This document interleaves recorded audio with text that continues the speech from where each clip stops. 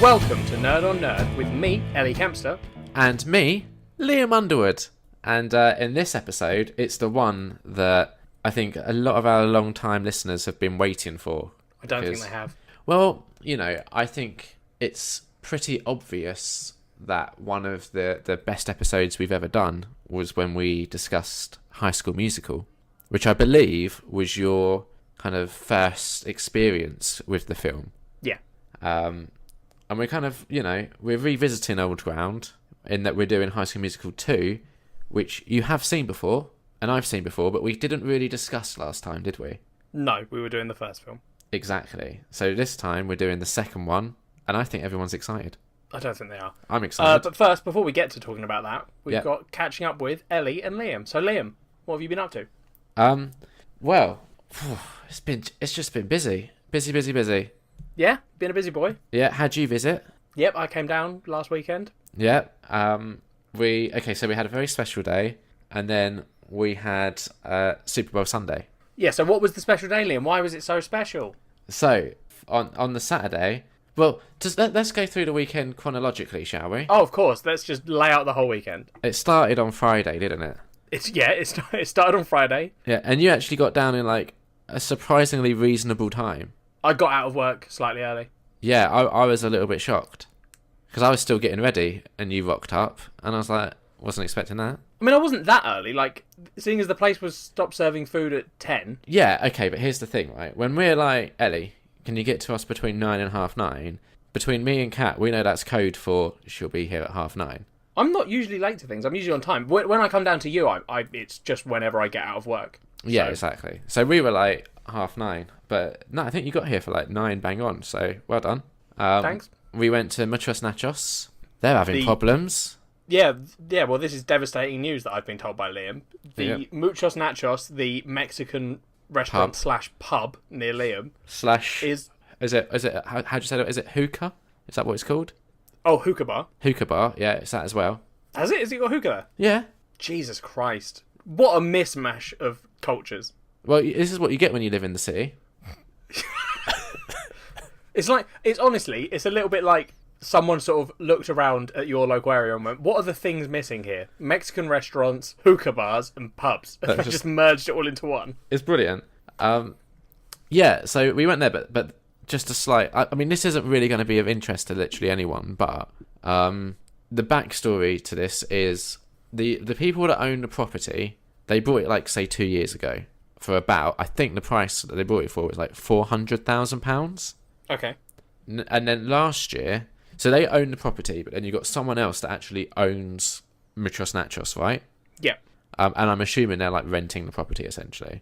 Last year, they tried to sell the property without informing the owners of Muchos Nachos. Which is a weird move. It's a bit, like, skeezy, I think. Yeah. So what happened is the community kind of rallied together, and they got Muchos Nachos listed as a community asset, because it was considered like a meeting hub and all that sort of thing. And honestly, without that, like, where'd you go? I mean, no, honestly, that place is usually busy when we go there. Yeah, exactly. So because it's listed as a community asset, what that means now is if the owner wants to resell, the community gets essentially like a first bid option, and the owner has decided that they do want to sell. They want to basically take down Muchos Nachos and turn it into property. Yeah. They're trying to sell it to the community, so they paid $400,000 for it. They're trying to sell it for $800,000. Why? Because I guess they're trying to make a well, I guess that it cannot be worth that much. No, so I guess right.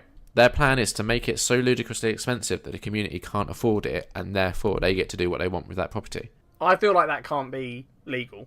I don't know. There are like people getting involved. There was a community meeting yesterday that I overslept and missed. Yeah, Liam's one chance to live in his life as a movie, leading the charge to reclaim Muchos Nachos, and Liam fucking slept through it. The reason why is because it was the first day since the Super Bowl that I didn't have to set an alarm. And I thought, oh, I'll be up before 11, and I wasn't. Poor excuse, Liam. I'm not saying it's a good excuse. I'm just giving you the facts of what happened. Fair enough. So yeah, Muchos Nachos is going to close down thanks to Liam. So yeah, basically, yeah. No more Muchos Nachos stories. No, that was it. But I mean, have we got any stories from this time? I mean, the waiter came over and he kind of clocked our drink orders, didn't he? Yep, you guys are so well known there that he was like, "Oh, mojitos? Yep, got it. We'll go get them." Perfect. That's what I like. Service At the end, with a smile. the manager apologised because he was worried that a new member of staff might have been too slow with our table. Yeah, and she was, you know, to She be was honest, yeah, and yeah, I didn't liked notice her. anything. Like No. I wasn't. There was no point where I was like, "Jesus, where's the food?" Yeah, exactly. So I didn't really have any complaints. I had a great time. I had a lovely meal. I had good company. Had mojitos. What Very else good. do you want? Do you know what I mean? Like, this is the thing, Yeah, right? Liam, you're living the high life, mate. Yeah, they're going to turn that into just like a housing development or like a block of flats or something. Who wants that? The owners. So what happened on Saturday, Liam? So on Saturday, it was just so special. Firstly, Why was it so special? You well- keep teasing the listeners, Liam. well, firstly, I want to thank you for coming down and just being a part of, you know, what for me probably one of my favourite days ever. But why, Liam? Why was it your favourite day? What happened on Saturday? We had a Zac Efron musical day Why did we have a Zac Efron musical day, though, Liam? to like belatedly celebrate my 30th birthday. Yeah. Yeah. So, you know, I've got to thank you for coming and being part of it. I've also got to thank Kat because she made us some yum-yums to eat. She did. But yeah, I think you should describe kind of, because I couldn't, we stayed up quite late. Oh, we forgot something else that happened Friday night. Oh my god. Should we save that for Ellie and Liam have watched stuff? Nah, let's do that with catching up with. Alright, fine. We got back from Muchos Nachos on Friday Yeah. and proceeded to watch Troll 1 and Troll 2. Well, yeah, I mean, we watched both of them. Kat just about stayed awake for Troll 1 and then couldn't quite last through Troll 2. Which is a shame, because if you're going to watch one of them, Troll 2's the one. You say, I think I marginally prefer Troll. Yeah, but I think the issue is that Troll 1 is... It falls into that. Neither film is good, right? Yeah. But Troll 2 is funny in that a lot of the acting is really poor. Yeah. And there's a lot of like just weird things going on that Yeah. don't make sense. Whereas Troll 1 has that, but Troll 1 also tries. You can see that Troll 1 was like, Oh, yeah. be a fantasy film that's, you know, so I feel like I it let me kind down. of feel like Troll 1, if you'd have discovered that film when you was like, say, 10 years old, Yeah. you'd actually probably quite enjoy it. Yes, exactly, yeah. Troll 2, I don't think there's any age where you would enjoy that. No, I can't imagine there is. And so Troll 1 has Harry Potter in it. Literally a character named Harry Potter. Two characters. You've got Junior and Senior. Oh, yeah, Harry Potter Jr. and Harry Potter. Yeah. And the basic story is this new family move into like an apartment block. There's an evil troll there that takes over the little sister and basically wants to change the apartment block into a fantasy land. Yeah, it's some weird... If he makes the whole apartment block Fantasyland, then that means that he'll have enough area for his fairy kingdom to take over the world. Yeah. It's you know, when you put it like that, it doesn't sound great. I mean, it isn't great, Liam. But there is some good in it. Like I really like. Oh, what's his face? Which one? You know the one. I mean, I like a lot of the characters in this. Phil Fondacaro. Which one's he? He played Malcolm Mallory. Is he the one that tells stories? Yeah. And he's also, right, you might know him from Sabrina the Teenage Witch. Who was he in Sabrina? Roland. Oh, shit. Yeah. Yeah. I like how you asked that as if Sabrina the Teenage Witch is just like filled with little people. Well, yeah. No, it's not that, Liam. It's that I've not watched Sabrina the Teenage Witch since I was about 10. So, like, I don't remember all the characters. So when you say Roland, Yeah. my brain's like, which one's Roland? And then I have to go through every episode of Sabrina the Teenage Witch very quickly. Well, the little person. Okay. See, right, I know that little person is like the correct way of saying it. It just sounds, to me, it sounds patronising. Yeah, it does. But, yeah, apparently that's what you meant to say. Fair enough. So yeah, he's my favourite in Troll. I think he's great. Yeah, he's the highlight of the film, probably. It also is notable for starring an incredibly young-looking Julia Louis-Dreyfus. Is she the witch? No. She's the like one that turns into this kind of nymph creature. Oh, yeah. So people like we don't need to, you know. The American listeners will know this for sure, but for anyone else, she was really well known for Seinfeld. Oh, okay. Yeah, I don't know if you was aware of that. I mean, we're talking so much about Troll 1, and it's annoying me. It's not a good film. It's not bad. No, but it's not good. That's what I mean. It's just an average film, and you're focusing so much on it. Yeah, it's average. I want to talk about the highlight of Friday night, Liam. Muchos Nachos. Troll 2. Troll 2, yeah, right. Troll 2 has sparked so many funny videos that are online that I now can understand properly. Well, isn't that a part of the problem with it?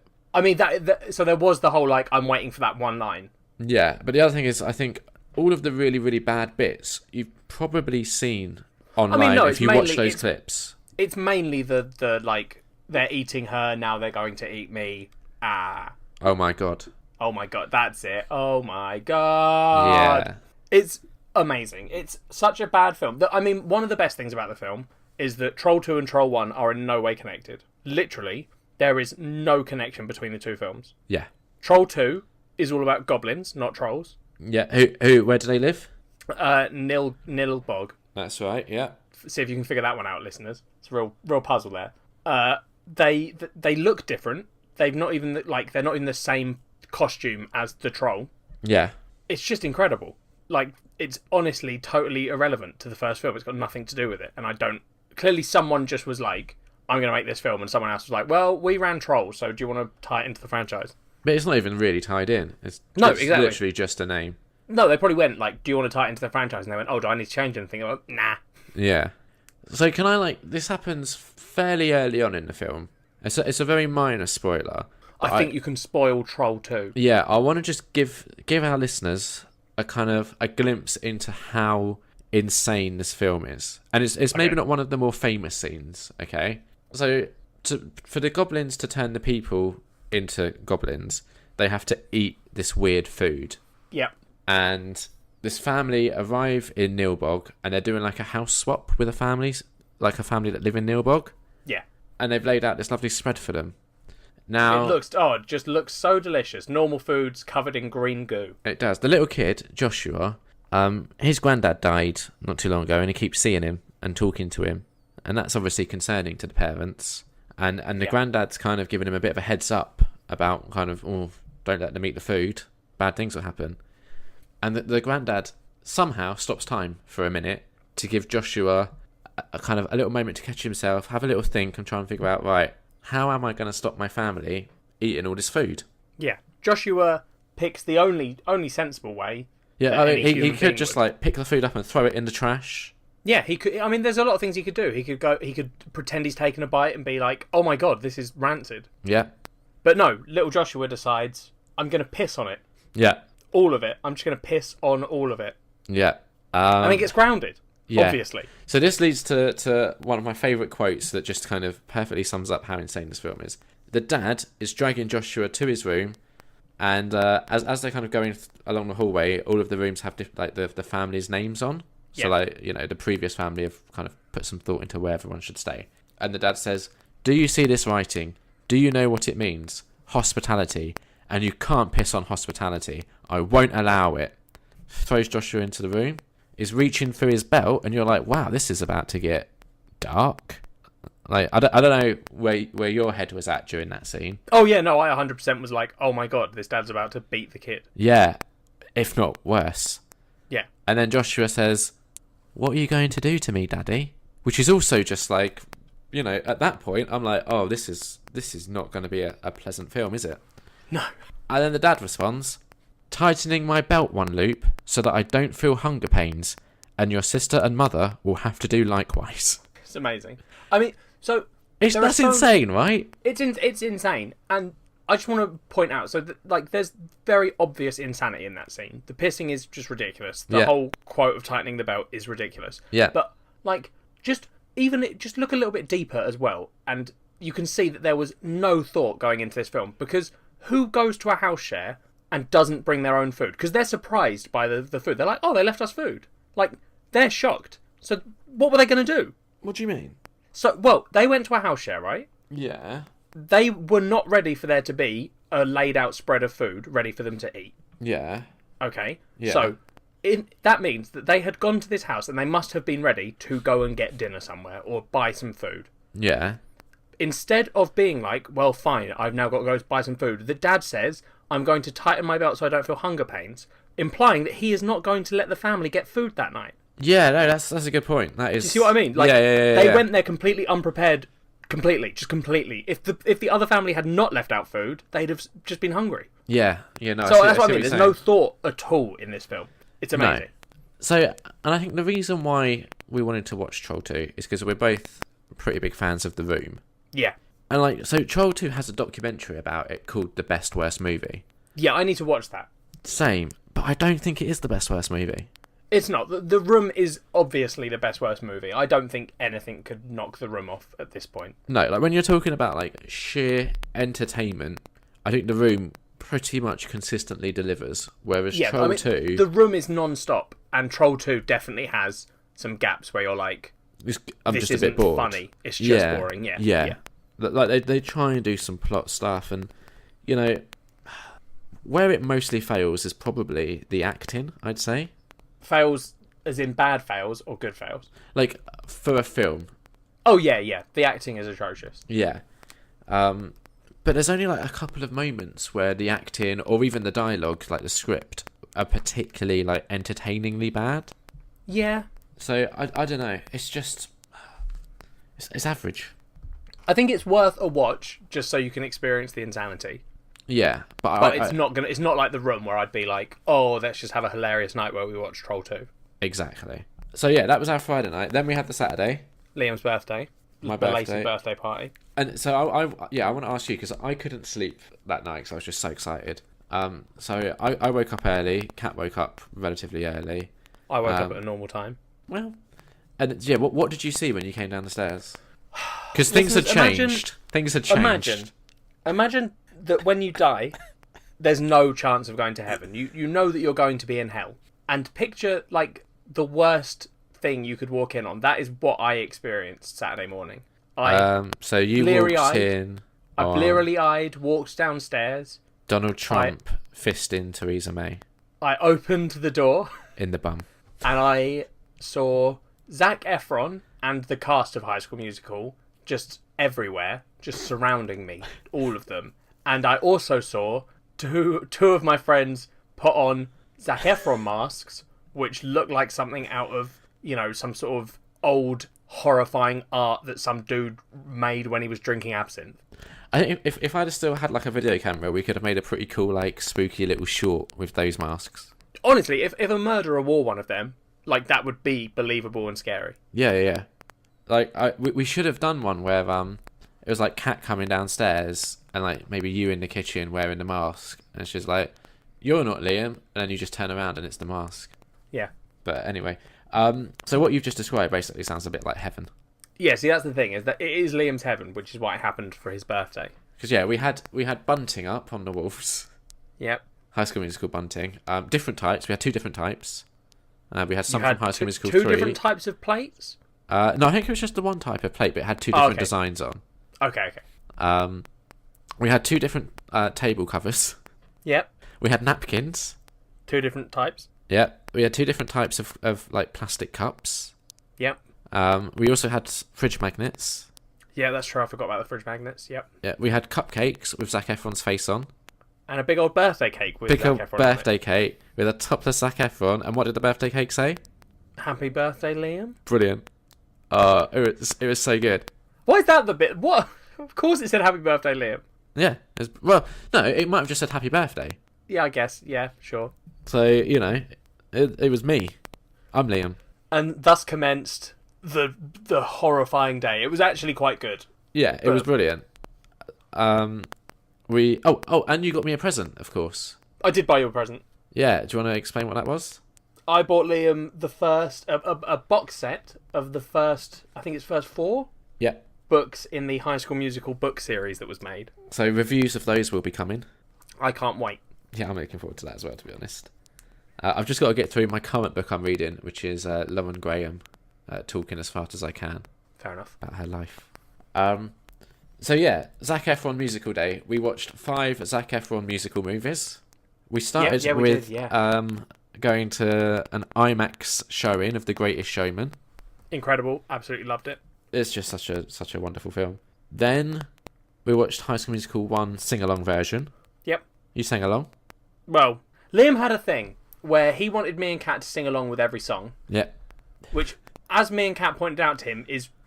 I don't know. Listeners, if you've done karaoke, you know that you still need to pick a song you know to do the karaoke. Like, you get the words, but you don't know the tune, so you can't sing along to a song unless you already know the tune, Right, and then you get the here's words. my counterpoint to that. No, I'm talking. Hey, it's not your birthday anymore, mate. Well, it should be. Shut your trap. It should be. Yeah, carry on. Come on, make your point. Yeah, so Liam then demanded that me and Kat sing every song. Yeah. We knew a few of them, and the ones I knew I sung along with, Yeah. but you cannot sing the songs you don't know. Right, counterpoint to that. This was not new news that we were having this Zac Efron musical day, right? Yeah. I didn't just spring this on you. I said to you, we're having a Zac Efron musical day. So what I've been doing since, I think, last November is just listening non-stop to a Spotify playlist of all the High School Musical songs. So I was, like, primed and ready for the day. I mean, I already knew the songs, let's be real. Yeah, exactly. But, Counterpoint, you're a lying shit. You've known the songs for years. But my point is, you and Kat could have done the same. Yeah, no, we're good. We did what normal people do at a sing-along, which is sing along with the bits you know. Well, I sang I'm along not going to to learn of all the them. shit songs just so I can sing the good ones. I sang along to all of them. Yeah, you did. It was brilliant. It was okay. Then we watched High School Musical 2, and we're going to talk about that later. Yep, so we're going to save all our thoughts on that one. Because we have thoughts, don't we? Oh, sure, yeah. And then we did High School Musical 3 sing-along. Which, at what point in the showings of these films did I start drinking? Was it in the second one? No, it was the third one. So depressing. Yeah, third one. Yep. So you wanted to do a little drinking game, and I was like, look, I'm going to be honest with you. I'm having enough fun as it is that I don't need to incorporate like a gimmick. Just let me enjoy myself. So you and Kat did a little drinking game. Kat did bail quite quickly on the drinking game when she realised how brutal the rules were. Yeah. I mean, there was one of the rules was every time you see a basketball, we very quickly had to establish that rule meant if there was a basketball in a scene once, you drunk once for that scene. Because there was a scene where like 50 basketballs rained from the ceiling. Yeah. I drunk a lot that film. Yeah, it got to about halfway through, I had to drop one of the rules because it was getting a bit ridiculous. I think there was one that was like any time a character says another character's name or something. No. It was every time they say Troy, Gabriella, or Sharpay. Right, okay. Which are the three like main characters that get talked about a lot. There was one anytime Ryan isn't wearing a hat. Which, surprisingly, in High School Musical 3 happens a lot. We thought it was a joke one because he always wears hats. And the drinking rule said you had to chug when you see that as well. Yeah, which is just insane. So we cut that down to like a big gulp. Yeah. Anytime you saw the Wildcats colours, the red, white and gold. Yep, which we had to take meaning the flag because the whole school is red, white and gold. Yep. So yeah, there's a lot of... I kind of just let you guys get on with it and just sang along. Yeah, Liam was being boring. I was just having enough fun that I just didn't need to, like... I was enjoying the movie, and I didn't want to have to constantly be like, oh, should I be drinking now? Shouldn't I? I don't know. I just wanted to I mean, you did that enjoy. anyway, because you kept trying to tell me to drink. Well, you kept missing out rules. I did not. No. You were pointing them out, and I was like, I've already drunk for that one. You're like 10 minutes too late. And then, after High School Musical 3, senior year, Kat went to bed. Yep. And we watched the last Zac Efron musical, which I did warn you before we started watching it that it was a bit racial, but I don't think you quite believed me. No, I did. I did. So we watched Hairspray, which I've never seen before.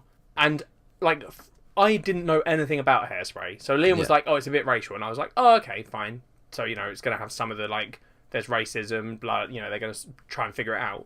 Jesus, the film's pretty fucking intense. Like, it's a really good film. But I didn't realise that the message, it was like... Because it's not... I thought it was going to be, like, High School Musical, but also they're trying to tackle a big issue. Nah. It's just a big issue that they're trying to...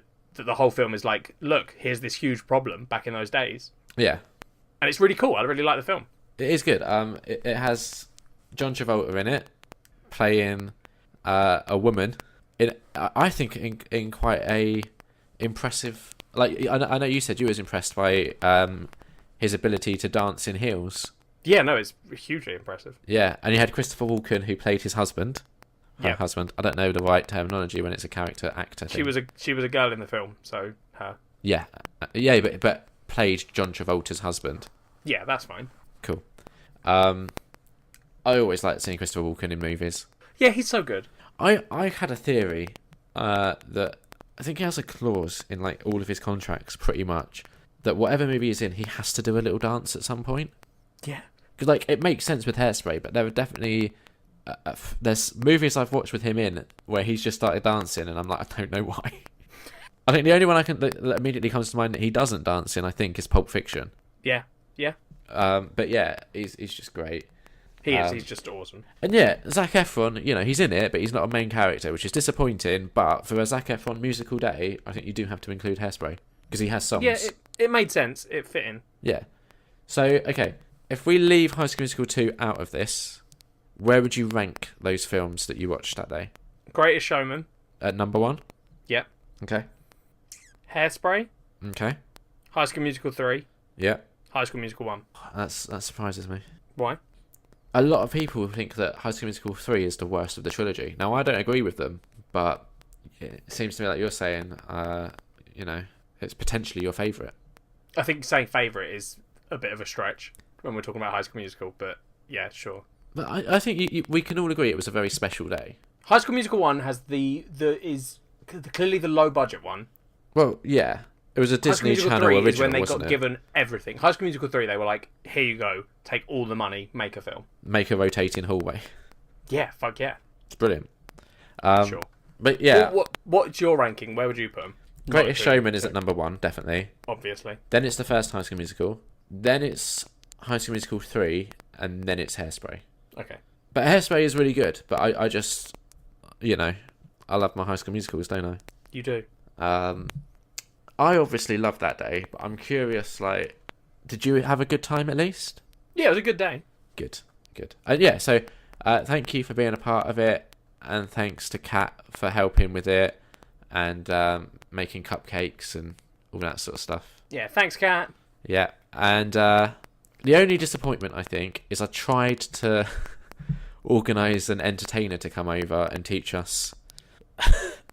So I found online that there's this children's party host, and they do High School Musical themed party. They do like a load, but one of the themes is High School Musical, and they'll come over. They'll teach you the dance, so they kind of get all dressed up, and they do a couple of High School Musical themed games, and you get like prizes basically. Unfortunately, they were working on that day. I left it too late to book them in. I just think it's funny that you thought that if that happened, me and Kat wouldn't leave. Because when you told us that, or when you told me that, I was like, I would have just walked out, mate. I don't want to be doing this with a stranger. And Kat was like, yeah, I'd have come with you. So you'd have just been left alone, and me and Kat would have gone and had a nice day. But we could have learnt the dance. I don't want to, not from a stranger. I'll do it in the privacy of your house, by myself. Yeah, but the stranger would also be in the privacy of my house. Yeah, but no, Liam, I don't think you understand. I know that you've got this like weird, incapable of understanding how humans work. Yeah. Because you're a robot from outer space. Yeah. But like, that's just weird. I don't really get it, but okay. Okay, that's fine. And then it didn't happen anyway, so it's all fine. Then Sunday, so after the most magical, wonderful day ever, we had Sunday. I had my most magical, wonderful day ever. Well, we played board games first. Board games are good. We played High School Musical Mystery Date. Not a great game. Well, I won. I need to contact Amazon, I've just remembered, because there were parts missing and the game was sold to me as new. Yeah. Wasn't it sealed as well? It was sealed. But there were bits missing, which is weird. Yeah. So something definitely dodgy is going on there, I think. But then we played Dinosaur Island. Yeah, which was okay.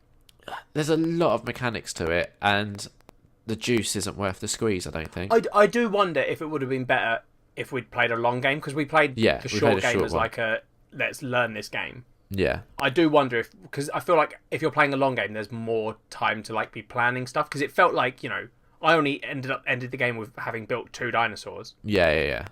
I think a medium or a long game would have been a good way to get a better feel for it. Yeah.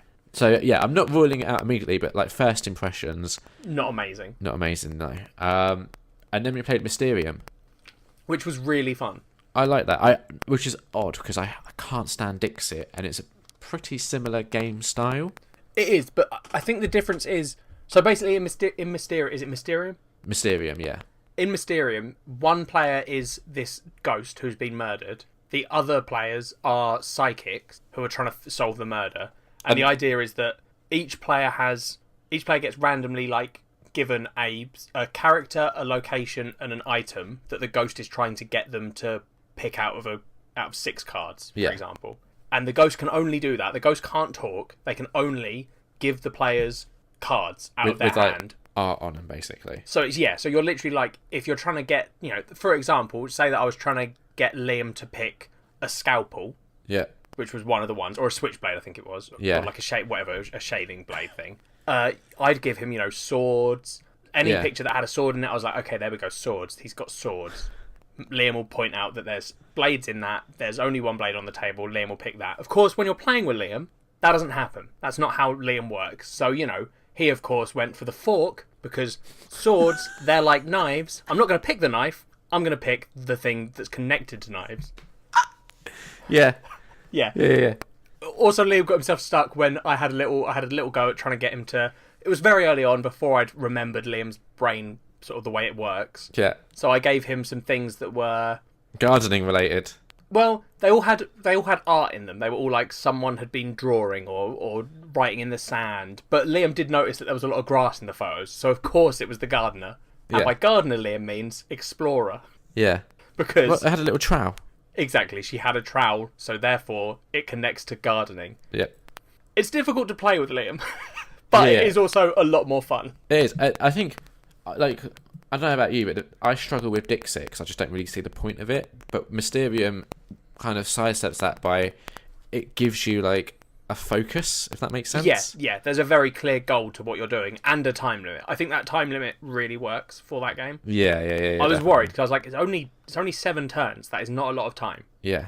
But it sort of forces you to have to play a bit more like, oh, fuck, I have to give them cards. But we won both times.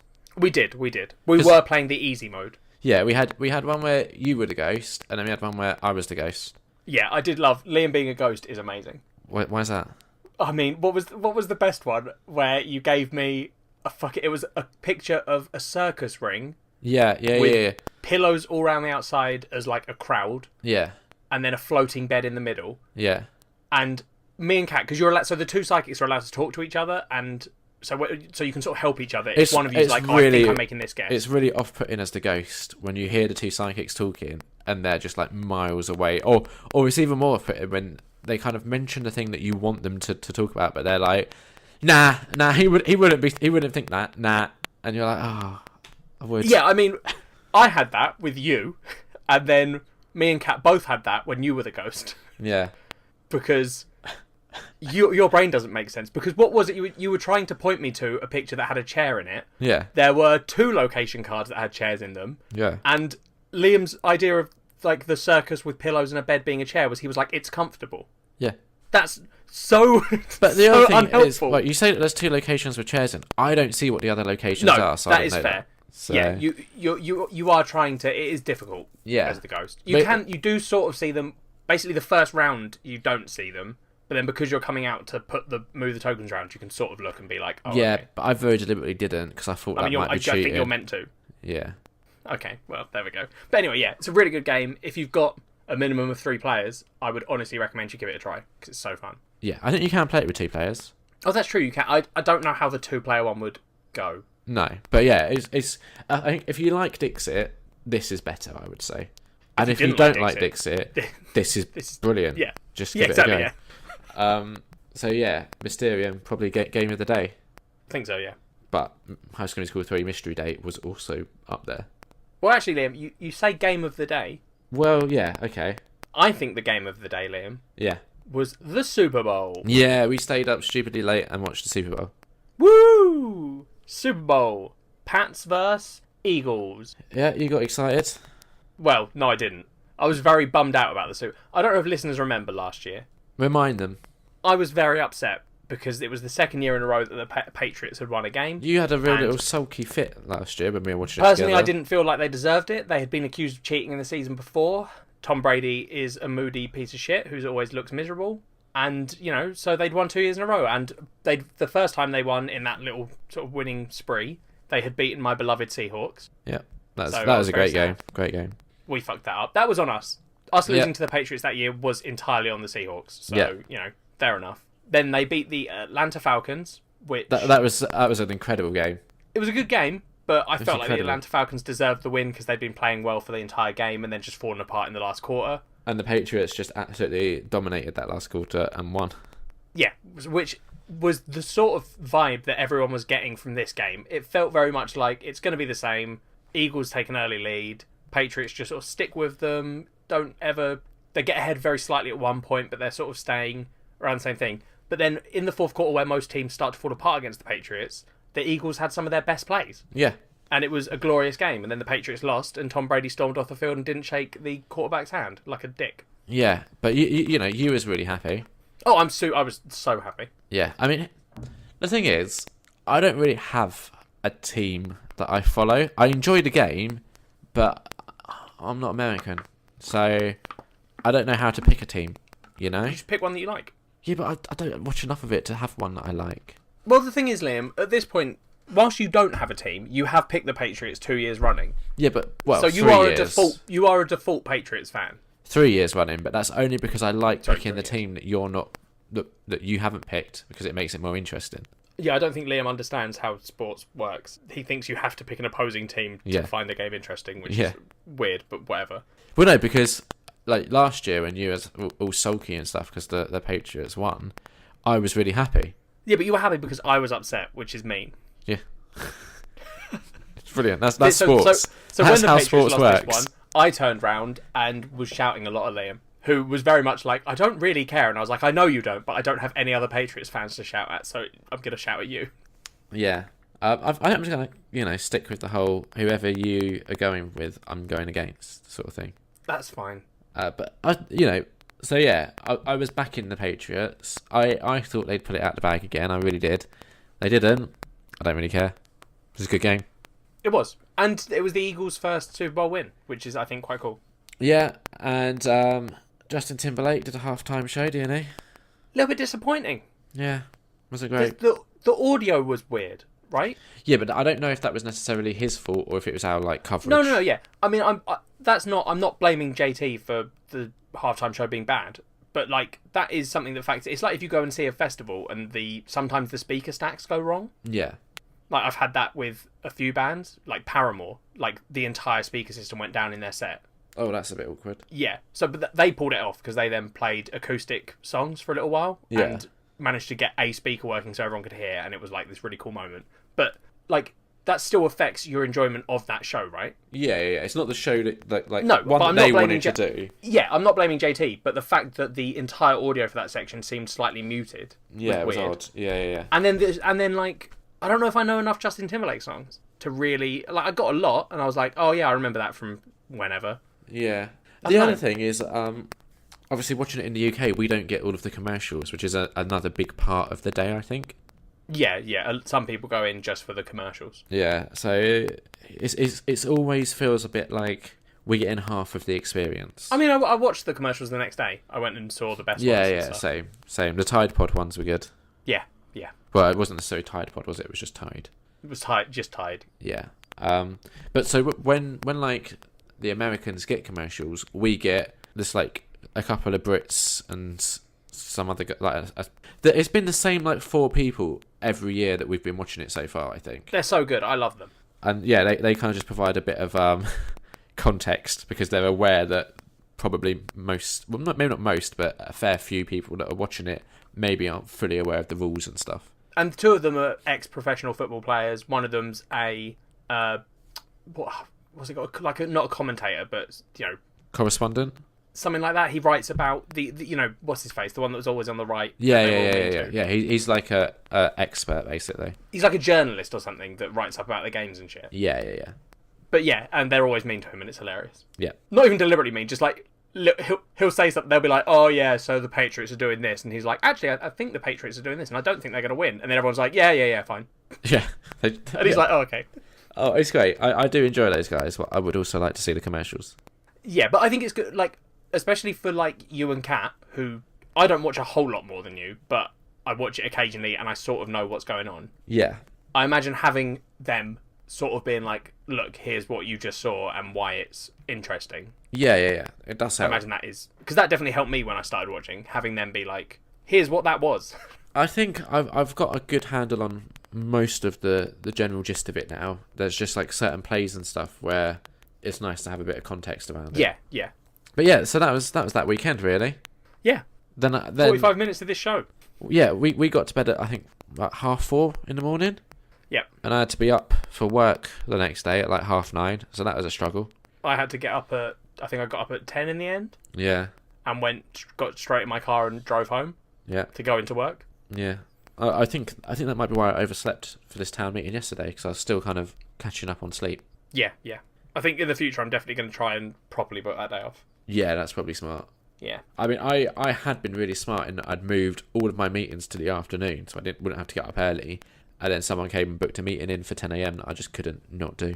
Yeah. So, such is life at the end of the day. Such is life. It was a good weekend, and I think it was worth it. It was. That's been catching up, I think, unless there's anything else you've been up to. No, that's all. Perfect.